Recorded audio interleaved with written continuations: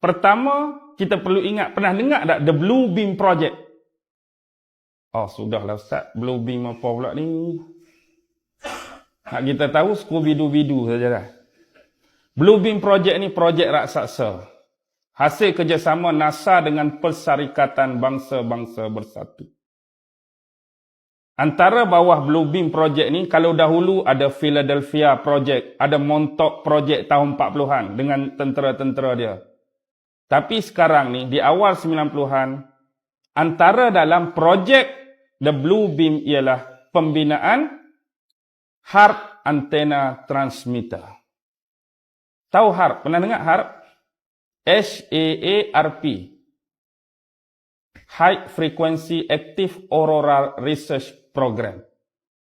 Tempat dia di mana? Di Gecko-na, Alaska, ada juga di Jicamarca di Peru.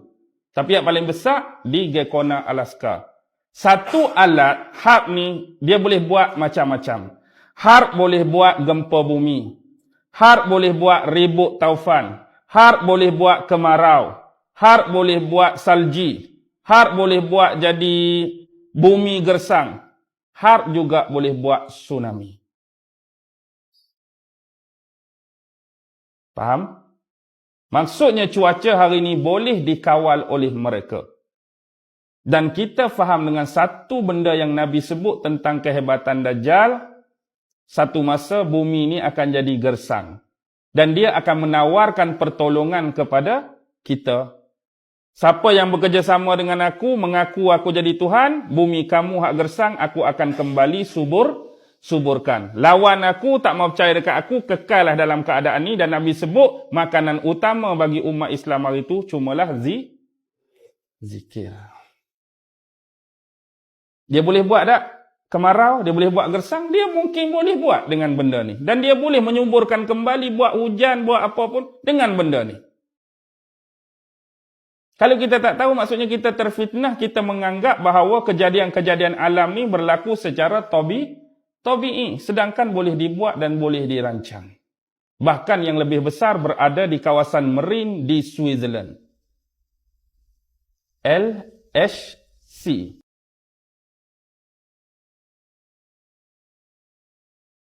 Buat dengan banyaknya. Ada sekumpulan manusia yang melarikan diri daripada jemaah yang ramai. Membawa ternakan-ternakan dan domba-domba mereka ke gunung-gunung. Cari punca-punca air semata-mata nak menyelamatkan akidah dan iman mereka. Ini antara komponen-komponen yang kita tidak ceritakan secara keseluruhan. Apa solution? Inilah soalan paling penting. Kita dah cerita macam-macam. Apa agenda mereka? Apa penipuan mereka? Apa pendustaan mereka? Apa taktik mereka? Tapi apa dia solution? Apa dia jalan penyelesaian untuk umat Islam sekarang? Kita dah diberitakan oleh Rasulullah dalam satu hadis bahawa untuk menangkis dan menangkal fitnah-fitnah Dajjal diberikan kepada kita satu surah yang khusus. Apa surah tu? Surah Al-Kahfi. Lebih-lebih lagi pengkhususan hadis Nabi, 10 ayat yang pertama dan 10 ayat yang terakhir. Bila kita duk baca, kita duk hafal, kita duk ulang, ustaz tak nampak jugalah fitnah Dajjal. Baca tu lama dah. Kadang-kadang yang paling ringan, yang disebut ulama-ulama tasawuf paling ringan kita boleh detect tentang fitnah Dajjal ni, bila ada orang bercakap, bila ada orang berceramah, bila ada orang berkuliah, hati kita ni rasa tak seronok, hati kita rasa tak senang, hati kita ada rasa macam tak kena. Macam rasa tak lepas mana, macam mana ustaz ni boleh cakap lagu ni, rasa macam tak sedap hati, rasa macam tak kena. Dia akan mari hak paling koman lagu tu. Dia boleh detect benda-benda lagu tu, hati kita tu jadi tak selesa. Bila ada orang bercakap, kita rasa macam tak puas, kita rasa macam nak jadi keliru, kita rasa macam nak jadi pening. Itu tanda-tanda biasa. Hak lebih jauh Allah bagi, itu kita tak tahulah tahap mana. Kita ni duk tahap biasa, tahap sederhana. Jadi faktor base point kita ialah Al-Kahfi. Bila kita baca Al-Kahfi setiap minggu, apa dapatan yang kita ada? Apa dapatan yang kita dapat? Sebenarnya Al-Kahfi perlu direnungi satu ayat demi satu ayat sampai yang terakhir. Di sanalah kita gali, kita korek, kita cungkir setiap mata pelajaran dia. Ayat-ayat yang kita anggap sebagai ayat muhkamat dan mutasyabihat dia untuk dibawa di mana? Di sinilah peranan khatib, di sinilah peranan imam-imam. Setiap perkara baru yang berlaku dibawa naik ke atas mimbar-mimbar untuk memperingatkan dari satu Jumaat ke satu Jumaat yang lain. Inilah akan menjadi bagaimana surah ini berfungsi, sebagaimana saranan sunnah dibacakan setiap hari Jumaat sampai hari Jumaat yang akan datang. Kenapa perlu di sini? Nampak tak siapa yang ada di depan? Khatib. Siapa yang ada di depan? Imam. Bila imam di depan, ada makmum, kita duduk dalam apa? Kita duduk dalam rumah Allah, kita duduk dalam masjid. Paksi pertama yang Al-Kahfi nak bagi tahu ialah jatuh bangunnya rumah Allah atas nama surau ataupun masjid. Pembinaan dia perlu di sini. Kita hari ini jam, kita hari ini taruh biru, kita hari ini tak tentu kalu sebab pengurusan di sini masih tak beres. Tengok, kita baca falsafah, kita baca falsafah tentang ayat kursi. Ayat kursi ada falsafah, ada satu fenomena yang Allah bawa dan Allah jelaskan pada kita cukup mudah. Fenomena yang paling jelas dalam ayat kursi ialah Allah tidak pernah mengantuk dan Allah tidak pernah tidur. Allah tak pernah mengantuk, Allah tak pernah tidur. Dan Allah garapkan fenomena ini untuk dia mengatur alam semesta berpandukan dua benda: perselisihan perjalanan siang dan malam.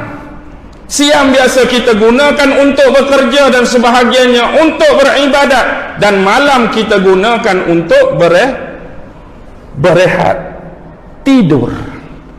Apa hubungan tidur dengan yang tertidur di dalam gua?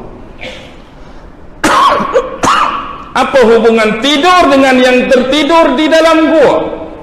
Allah nak mengajar kita pengoperasian dia tidak pernah berhenti. Dia menguruskan sistem alam cakrawala semesta ini, tak akan pernah rasa mengantuk, tak akan pernah rasa nak tidur. Dia menguruskan semua makhluk-makhluk dia dalam apa keadaan, dalam apa waktu, dalam apa masa.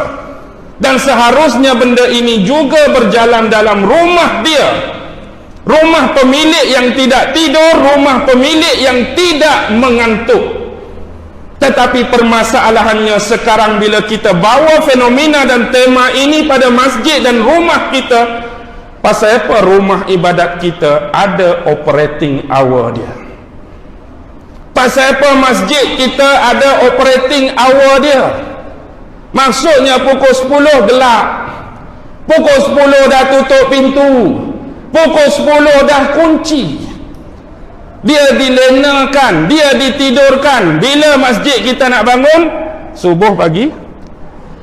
Subuh pagi esok baru dia bangun balik.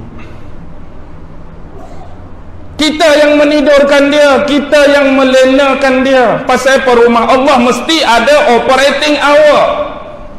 Sedangkan Allah, Tuhan punya rumah, tak pernah tidur, tak pernah mengantuk. Dan kita sendiri menidurkan dan mengantukkan rumah dia. Bandingkan perkara ini dengan rumah-rumah ibadat agama lain. Contoh paling jelas di sini, kita akan dapat lihat operating hour mereka 24 jam. Mereka ada guard, mereka ada pengawal. Semua orang boleh masuk, semua orang boleh pergi bila-bila masa. Sebab ada orang jaga. Sebab dia nak rumah ibadat dia beroperasi untuk semua jenis penganut dia.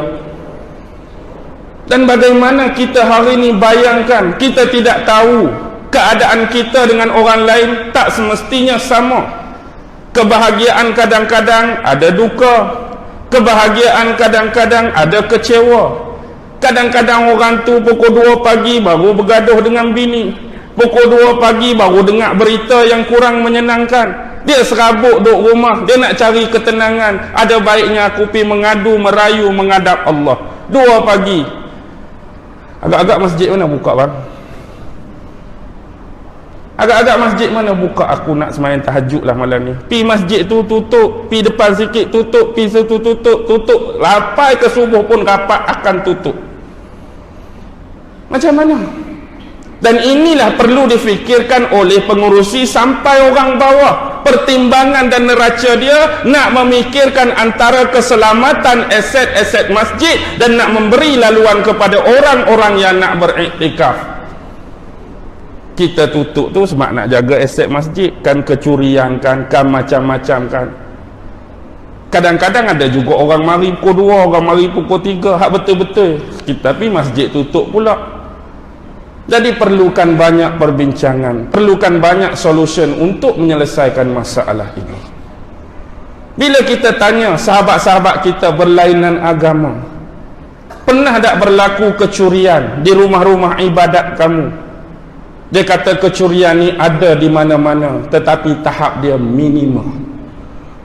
Tahap dia minima, dikawal sungguh, dijaga sungguh, diamati sungguh.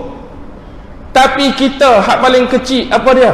Yang sering berlaku hari raya dah. Pi semayang raya pakai selipar RM3.5, balik selipar harga RM35.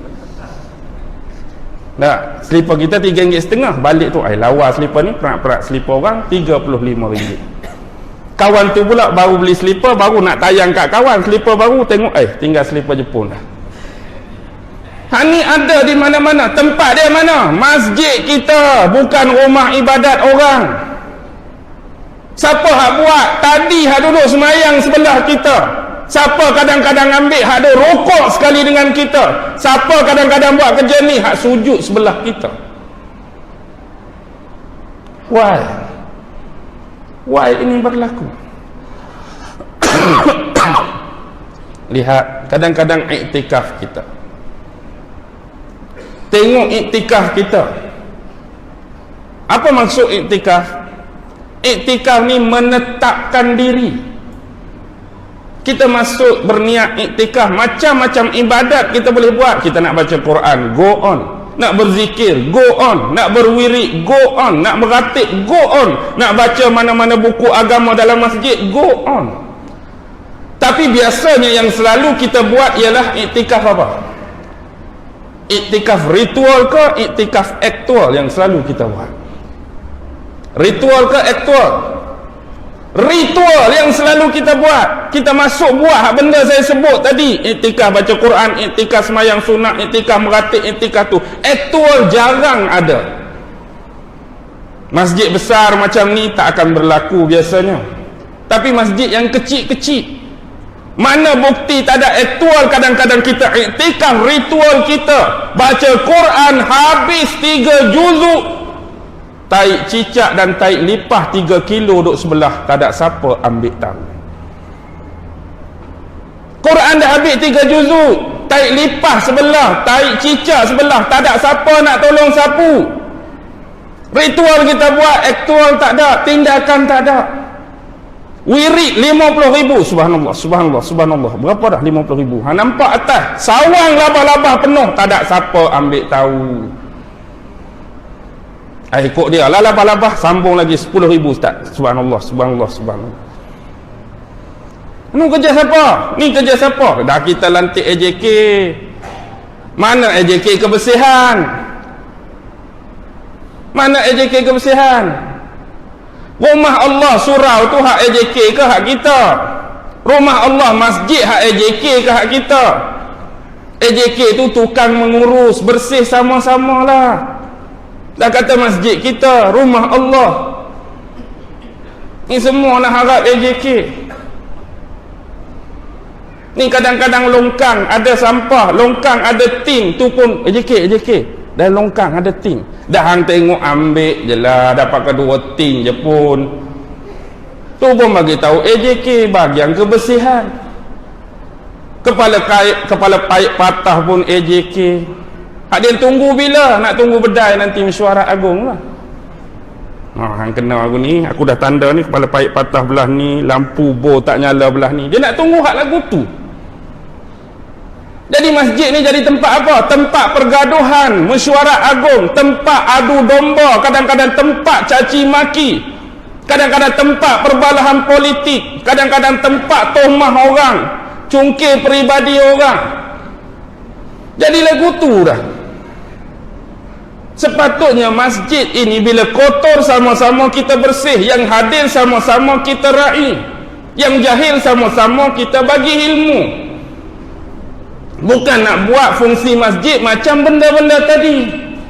Akibatnya bila kita buat operating hour pada masjid kita, masjid itu dilenakan, operasi dia ditidurkan, dan masjid pun jadi macam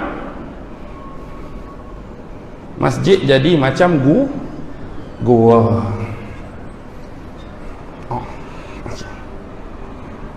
Azan.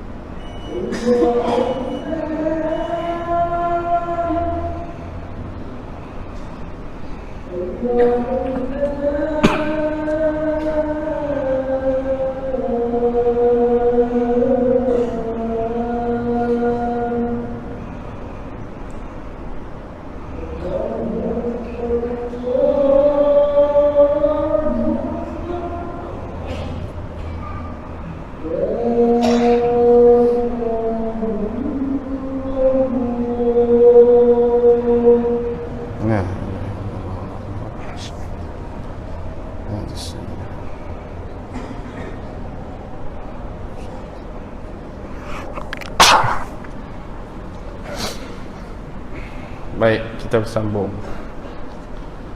Jadi bila masjid kita ada operating hour dia, maksudnya kita sendiri yang menidurkan dan tergendalakan dia punya program dan dia punya konsep. Akhirnya masjid kita, rumah Allah, jadi seperti gua. Jadi dia tidur lena sekejap, dia terlelap sekejap, lepas tu bangun, lepas tu berhenti, lepas tu bangun, lepas tu berhenti. Dia tak berterusan.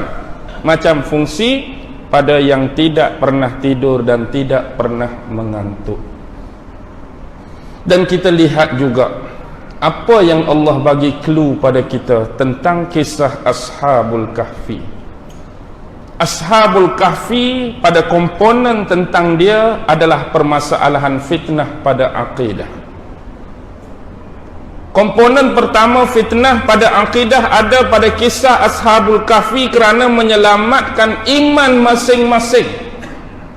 Pattern dia sama macam Namrus, pattern dia sama macam Fir'aun, Raja Dikyanusum yang zalim, berlaku penyembahan berhala secara besar-besaran, dan lebih jauh dia punya perangai, watak dan pattern seperti Namrud dan Fir'aun, nak menjadikan dia sebagai Tuhan yang perlu disembah oleh rakyat-rakyat bawahan dia. Akibatnya nak jaga iman, nak jaga akidah dan kepercayaan, mereka melarikan diri, meninggalkan segala bentuk kemewahan dan kesenangan yang pernah mereka kecap dalam istana. Mereka bukan orang biasa, mereka golongan-golongan bangsawan dan menjadi orang yang dekat dengan raja yang dimaksudkan. Tetapi demi akidah, demi iman, demi kepercayaan, mereka meninggalkan raja tersebut, tak mau terlibat, tak mau terjebak, sampai mereka terkurung dan tertidur dalam gua selama 300 tambah 9, jadi 309 tahun. Why ada teka-teki? Why ada istilah matematik di sini? Tak bolehkah terus disebut 309 tahun? Kan mudah. 300 ditambah dengan 9. 300 tambah 9. Macam umur Nabi Nuh, dia jadi matematik tolak kan? Walaqad arsalna Nuhan ila qaumihi falabisa fihim alfasanatin illa khamsina ama. Sesungguhnya kami telah mengutuskan Nabi Nuh kepada kaum dia, falabisa fihim, dan dia hidup di kalangan mereka, alfasanatin 1000 tahun, illa khamsina ama, kecuali 50. Kan senang sebut 950 terus. 1000 tahun kecuali 50. Ini kena tolak. Jadi 950. Ini 300 tambah 9. Ada setengah riwayat dan pentafsiran menyebut 300 tahun itu tidur dalam konteks kalender hijri, kalender berteraskan lunar, berteraskan bulan. Kalau 309 tahun, kalender berteraskan Gregorian, berteraskan solar, berteraskan matahari. Jadi yang hijrah mesti dia punya jumlah lagi kecil dan lagi sempit daripada yang berteraskan matahari, sebab bilangan hari dia setiap bulan lebih. Jadi hak kata 300 tu hak Islam, 309 tu hak Gregorian, hak berteraskan matahari ataupun solar. Dan ada juga riwayat pentafsiran daripada ulama lain bahawa 309 tahun itu tambah 9 tu yang betul-betul dan benar-benar tidur 300, yang gedebuk-gedebak berbalik ke kiri ke kanan tu 9 tahun. Hak tidur tetap tu 300, haduk koni tu 9 tahun.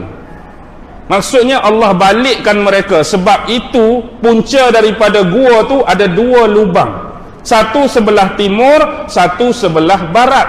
Bila matahari naik dari timur, cahaya pertama hari tersebut masuk pada mereka, Allah balik kok ni. Bila matahari nak terbenam, masuk sekali lagi cahaya kok belah barat, Allah balik kok ni. Jadi begitulah selama 300 tahun. Tapi dalam tempoh 300 tu, hak dia duduk balik-balik tu, dia punya analisa, dia punya kira-kira, dia punya congak 9 tahun. Begitulah kita tidur hari ni. Ustaz, saya pukul 10 semalam duduk lagu ni, bangun subuh 6 pagi pun lagu ni juga, sikit pun tak bergerak. Siapa dia? Angkat tangan. Tak ada. Kita tidur ni 14 kali, 20 kali, sak koni, asal kepala koni, kepala kono pun boleh jadi. Itu manusia, dah tabiat dia, pasti akan bergerak, pasti akan berbolak balik. Jadi yang jadi perbahasan ialah kebiasaan tafsir-tafsir ini kadang-kadang disertakan dengan nama-nama mereka. Orang tu baca kitab tu, nama lagu ni keluar. Orang tu baca kitab tu, lagu ni nama keluar. Orang tu baca, aku pula nama lagu lain. Antara yang masyhur ikut dia lah, orang lain punya pendapat, orang lain punya bacaan kitab. Yang saya jumpa dalam Khazinatul Asrar Imam Al-Haqqu An-Nazili, nama yang disenaraikan dalam tu, walaupun bentuk dia Israiliyat, Tamlikha, Muslinia, Mukashlinia, Marnushun, Dabarnushun, Tazayushun, Kafash Tazayushun. Ini 7 nama Ashabul Kahfi dan anjing mereka Kitmir. Tapi ustaz, saya pernah jumpa juga nama ni 7 orang tapi tak sama, bunyi dia lagu lain. Ikutlah, hak tu pendapat imam lain, hak tu riwayat imam lain. Tapi apa pun yang Allah nak cerita, hak ni lah yang kita duk bergaduh, hak ni lah yang kita duk masam muka dengan orang lain. Kan Allah dah sertakan awal-awal al-surah Kahfi, kamu akan bergaduh tentang jumlah dan bilangan mereka. Ada hak kata 3 sekali dengan anjing dia, mari grup lain kata 5 sekali dengan anjing dia, mari grup lain kata 8 sekali dengan anjing dia. Allah dah tunjuk tu. Hak betulnya Allah cerita tak berapa dalam Quran? Allah tak cerita berapa. Tapi yang masyhur 7, memang yang masyhur 7. Tapi Allah dah tunjuk pada kita, kita akan bergaduh, berbalah benda remeh-temeh ni. 3. Aku punya kitab 5, aku punya tok guru 7. Lepas tu masing-masing nak menegakkan hujah, nak menegakkan dalil. Hak tu kata, hak ni kata, hak ni kata, hak ni kata. Hak betulnya kita pun tak pasti. Allah tak cerita secara jelas walaupun masyhur tu 7. Kemudian duk gaduh bilangan, dia gaduh bab nama pula. Ustaz semalam mengajak Ulu Kelang, dia sebut nama lagu lain. Kita kan belajar dengan ustaz kita dulu nama lagu lain. Hak mana betul ni, hak kita ke hak ustaz? Adakah nama tu jelas dalam Quran? Tak ada. Nama jelas dalam hadis? Tak ada. Riwayat saja. Bila dia riwayat tambah-tambah Israiliyat, dia sekadar penghuraian, tak boleh jadi hujah, tak boleh jadi bukti, untuk huraian saja. Tak ada siapa tahu nama dia yang sebenar. Ni pun kadang-kadang duk bubuh di rumah, duk bubuh di kepala kapal, duk bubuh macam-macam tak. Konon-kononnya kalau bubuh di kapal tak di lambung ombak. Padahal kapal mana tak di lambung ombak? Pilah bila duduk dalam air, ombak lambung kapal mana-mana pun. Baik. Dah bergaduh bab bilangan, dia bergaduh bab nama. Lepas tu dia bergaduh bab apa pula? Bab tempat. Dia bergaduh bab tempat. Ni berlaku di mana ni? Ini berlaku di Syria. Ni di mana Torsusun ni? Di mana kampung Afsusun? Ni dekat Turki. Hak ni dekat Jordan. Dia bergaduh hak tu pula. Hak betulnya duk mana? Kita pun tak tahu. Lepas tu dia bergaduh tempat lokasi pula. Hak belajar Jordan, Jordan lebih kukuh. Sebab tanda-tanda yang membuktikan di Jordan lebih kuat. Hak mengaji Syria pula, Syria ada juga satu gua. Kukuh juga, ada tulang, ada tu, ada ni. Lepas tu hak Turki pun ada juga. Lepas tu hak mana hak betul? Kita pun tak tahu. Bahkan mungkin hak betul masih sampai hari ini disembunyikan pada kita. Kita cuma assumption, mengagak-agak, berteori dengan harapan hujah-hujah, dalil-dalil, bukti ada tu, cuba menguat dan mengukuhkan pandangan masing-masing. Tapi kita bergaduh hal inilah Allah bagi tahu, hal remeh-temeh, hal kuantiti yang Allah nak kualiti. Apa dia puncak dia? Keimanan dan kepercayaan pada Allah, tu yang perlu dibahas. Keimanan yang mereka bawa, keteguhan hati yang mereka bawa, sanggup tinggalkan segala kemewahan, bersifat material dan keduniaan, pangkat, level, darjat. Hak tu dia punya kualiti. Kita dah bergaduh pasal kuantiti, pasal bilangan, pasal nama, pasal tahun, pasal nama tempat, pasal lokasi.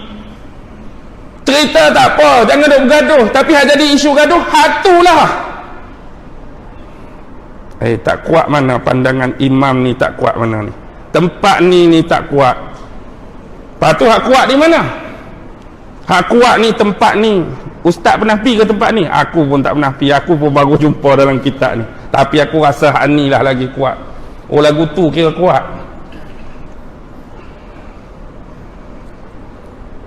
Tu penting. Kemudian kita bawa satu babak lagi. Babak yang paling penting, iaitu tentang fitnah ilmu. Fitnah ilmu ada pada komponen Nabi Musa dan Khidir. Fitnah ilmu ada pada komponen Nabi Musa dan Khidir. cantas yang sedikit untuk menyelamatkan yang lebih banyak. Cantas sedikit untuk menyelamatkan yang lebih banyak. Tu dia punya konsep. Sebab bila ditanya oleh pemuda-pemuda Bani Israel, wahai Nabi Allah Musa, siapakah manusia yang paling alim di kalangan kita? Spontan, cepat Nabi Musa menjawab bahawa yang paling alim tu siapa? Dia. Akulah yang paling alim. Mungkin kerana dia Nabi, dia Rasul, dia utusan. Siapa lagi? Dia. Tapi Allah menempelak jawapan Nabi Musa. Tidak. Sesungguhnya kami mempunyai seorang hamba yang dia berkedudukan di Majma'ul Bahrain, di pertemuan dua laut. Ilmu-ilmu daripada kami yang dilimpahkan kepada beliau. Cari dia. Jadi kalau Musa tak cantas yang sedikit, apa akan berlaku? Musa cantas yang sedikit. Apa yang sedikit? Kesombongan. Apa yang sedikit? Takabur. Apa yang sedikit? Cepat melatah tadi. Dia cepat potong benda ni untuk dapat habuan yang lebih besar. Allah terlajak kata tadi kerak. Allah terlebih cakap tadi kerak. Allah tersombong tadi kerak. Dia putuskan hak tu, dia sanggup redah nak cari manusia yang dimaksudkan oleh Allah, yang kita hari ini kenali sebagai Khidir. Perjalanan yang tidak ada tujuan, perjalanan yang tak tahu berapa jauh, perjalanan yang tak tahu mana tempat, perjalanan yang tak tahu berapa kilometer, perjalanan yang tak ditandakan dengan sesuatu, perjalanan yang tak tahu masa akan ambil berapa bulan, berapa hari, berapa tahun. Cuma yang Allah minta bawa apa? Ikan. Siapa yang bawa ikan? Siapa yang bawa ikan? Siapa? Yusha. Nabi Yusha. Nabi Yusha bin Nun bin Ufraim bin Yusuf alaihissalam. Tu cicit Nabi Yusuf. Cicit Nabi Yusuf tu, teman dia. Tapi dia keturunan Nabi Yusuf. Nabi Musa dia keturunan lain. Musa bin Imran bin Qahat bin Azar bin Lewi. Dia anak Lewi. Lewi adik-beradik Yusuf. Mari ikut Nabi Yaqub juga. Pergi. Jadi Yusha bawa kerajaan. Kerajaan ni bekas, bakul. Dalam tu berisi ikan. Apa poin ikan? Bekalan, nak makan. Sampai satu ketika mereka berhenti makan. Habis separuh, habis sebelah. Tapi ada clue kan? Tanda dah sampai tempat tu, ikan tu hak separuh pun, walaupun dah mati, dah dimasak separuh, dia akan lompat dan menuju ke pantai. Di situlah akan ada pertemuan dua laut. Kamu akan jumpa hamba Allah yang soleh tu. Jadi waktu tu Nabi Musa dah tertidur kepenatan. Waktu Yusha juga nak tidur, dia lihat ikan tu keluar daripada bekas, daripada kerajaan dan terus meluru ke pantai. Tapi tengok Nabi Musa baru tidur, takut penat. Tak apalah, nanti dia bangun baru aku cerita. Tapi bila Nabi Musa bangun, dia pula dilupakan oleh syaitan, oleh iblis. Tak ingat jalan-jalan, rasa jauh sikit, lapar. Mana ikan hak separuh tadi? Kita nak makan. Allah terlupa. Dilupakan oleh iblis. Dilupakan oleh syaitan. Jadi dah betul-betul clue tu. Tak apa, patah balik. Patah balik, jumpalah susuk tubuh yang dinamakan Khidir. Dalam riwayat nama dia Balia bin Malkan bin Falih bin Shalih bin Abir bin Arfalsyad bin Sam bin Nuh alaihi salam. Baik. Bila jumpa Khidir, Khidir duduk atas pasir ke Khidir duduk atas batu? Khidir duduk atas batu. Ini mempunyai clue kepada kita. Kita nak cari pada zaman ini susuk tubuh seperti Khidir, guru yang bermisteri seperti Khidir. Maksud di atas batu dia tak akan pernah goyah. dia tetap teguh, dia tetap tabah, dia tetap berpendirian walaupun di sekeliling batu itu dipenuhi dengan badai-badai yang mendatang. Di tepi laut itu datangnya angin-angin seumpama ribut, dia tetap teguh seperti batu. Bila dia cakap, itulah dia. Bila dia kata, itulah dia. Nak mari ujian ke, tak kisah. Nak mari cacian ke, tak kisah. Nak mari tomahan ke, tak kisah. Nak mari orang kata apa pun, ikut dia. Dia punya pendirian dan ilmu dia kebal, teguh, mantap. Bukan seperti yang di bawah batu. Di bawah batu ialah manusia-manusia yang berhati pasir.